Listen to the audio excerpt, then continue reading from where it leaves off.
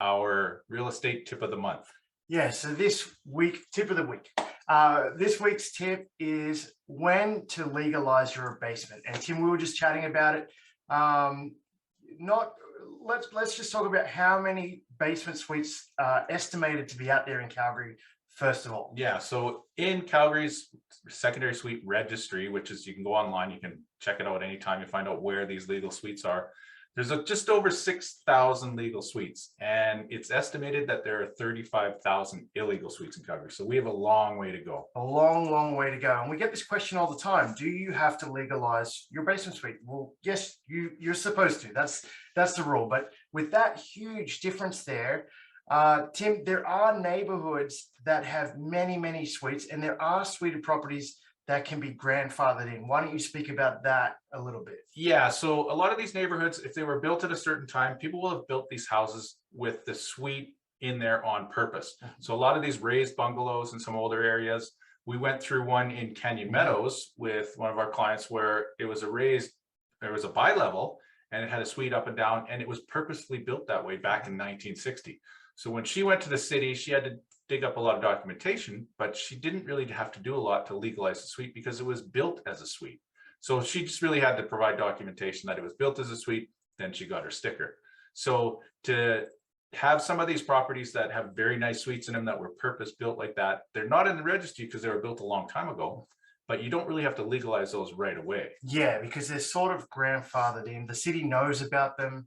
Sometimes the city will actually issue extra garbage bins. There'll be 2 mailboxes out front. So everybody knows in that community that there's suited properties. Yeah. Some of the benefits, though, when you do go to legalize your suite, one is that you're never going to get shut down.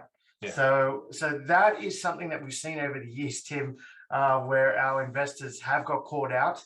And they've got 2 options then: either rent the house out as a whole house, not have that suite downstairs, or turn around and legalize it. Yeah. And at that stage, if it already has a kitchen in there, it's a lot easier to then go ahead and legalize the suite, because they will also, Tim, if you want to speak to this, if the suite was in there before a certain date, I think that was 2018. If the kitchen was already in there before 2018, you don't have to go by today's codes. You can grandfather that suite in. It's a lot easier. Most of those properties just need either bigger windows in the bedroom, drywalled ceiling if it doesn't have that, definitely a smoke detector and sprinkler system in the furnace room, and now they're going to the extent of drywalling the furnace room. So if it doesn't have a kitchen in there, and people want to, and someone called me the other day, I think they bought in Bridlewood actually, and they didn't use us as their realtors. There's no way, Tim, we would have bought this property for them knowing he was going to put a suite in. He has to turn around, put a kitchen in. I mean, I did this in Minneapolis, so I know back then it cost me $50,000 to actually turn that property into a legal suited property. But doing it today, the quote he got was upwards of $80,000. So there is no way in the world we would want one of our clients to do that, because your money is there to be used for more properties, not dumping into another property or into your property and just earning $1,000 a month. Yeah, and another reason to not legalize right away, it ties into this seminar today, is if you move into one of the suites yourself. So if you buy a property, say you move into the basement, you're renting out the top, you don't necessarily have to legalize it right as soon as you take possession. A lot of our investors will live there for 1, 2, 3 years, whether they're in the basement or in the top, and have the other suite rented out, earning some income, helping with their mortgage payment. They don't necessarily legalize it right away. When they move out, that's when they legalize it. So it doesn't have to be done immediately upon possession. Yeah, because if you're living there, you're going to look after the property. You're going to make sure you're going to have a tenant that you're getting along with, that will get along well with neighbors. And that's where, Tim, most suites get shut down, is when there's conflict between the tenants, or there's too many cars parked everywhere.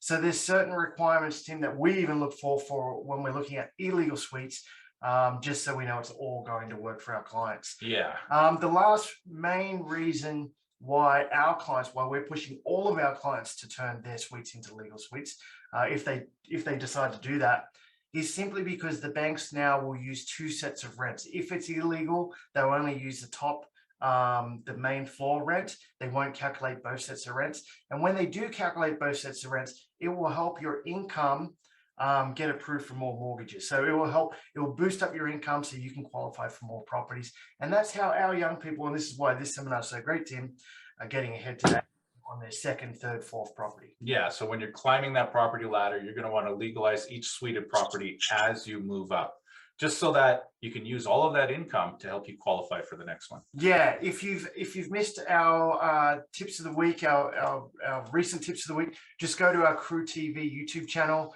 I think there's about 30 tips in there now, Tim. We come out with one every week. So if you do miss it, just subscribe for free to our YouTube channel and you'll see all of those tips in there. So that's our tip of the week.